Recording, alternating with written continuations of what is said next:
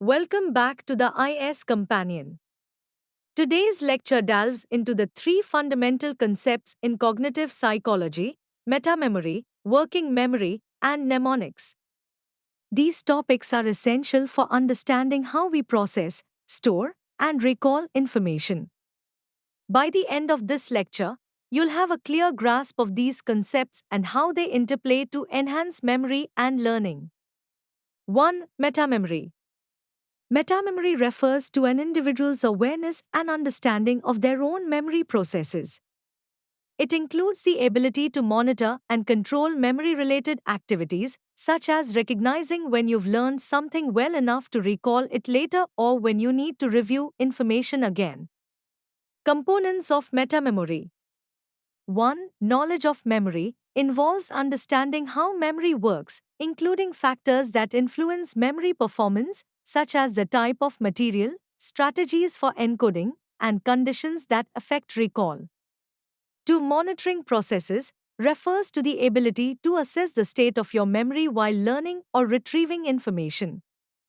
This includes knowing when you've successfully learned something or when you might be about to forget it.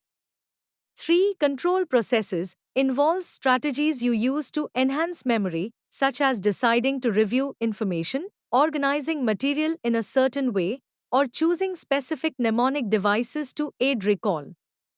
Importance of metamemory: self-regulation. Metamemory allows individuals to regulate their learning by making decisions based on their understanding of their memory abilities. For example, students might use self-testing to monitor how well they know the material. Improved learning: by being aware of what you do and do not know, you can allocate study time more effectively and use strategies that improve retention and recall. Example: imagine preparing for an exam. Metamemory comes into play when you assess how well you've learned a chapter, decide to review certain sections again, and choose to use flashcards because you know they help you memorize better. 2. Working memory. Working memory is a cognitive system responsible for temporarily holding and manipulating information necessary for complex tasks such as reasoning, learning, and comprehension. It is often described as the mental workspace where active thinking occurs. Components of working memory, according to Baddele and Hitch, 1974. 1. Central executive, the control center that directs attention and coordinates activities within working memory. It decides what information is attended to and processes it by managing the flow of information to and from its subordinate systems. 2. Phonological loop, responsible for processing and maintaining verbal and auditory information.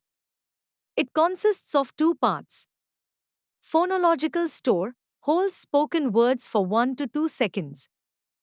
Articulatory control process rehearses verbal information to keep it in memory.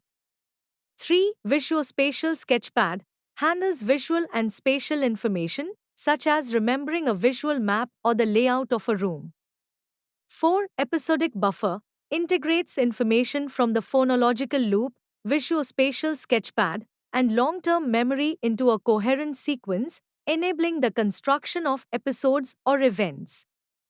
Importance of working memory. Learning and comprehension. Working memory is critical for tasks that require holding and manipulating information, such as solving math problems, reading comprehension, and engaging in complex conversations.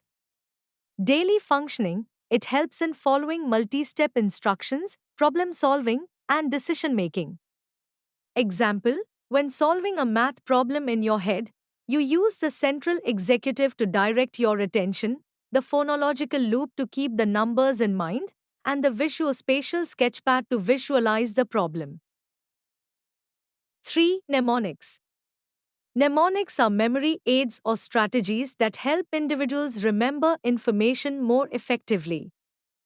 They often involve the use of vivid imagery, acronyms, rhymes, or structured patterns to make information more memorable. Types of mnemonics. 1. Acronyms, creating a word from the first letters of each item you need to remember. For example, homes to remember the Great Lakes, Huron, Ontario, Michigan, Erie, Superior. 2. Acrostics, forming a sentence where the first letter of each word corresponds to the first letter of each item in a list.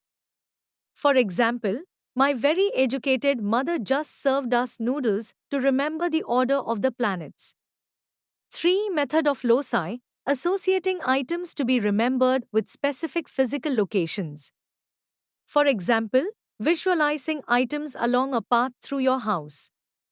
4. Rhymes and songs, using catchy rhymes or songs to encode information. For example, 30 days hot September, April, June, and November to remember the number of days in each month.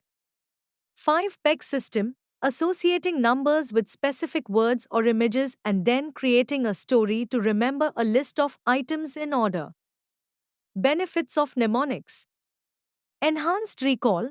Mnemonics make information more engaging and easier to retrieve. Organized information.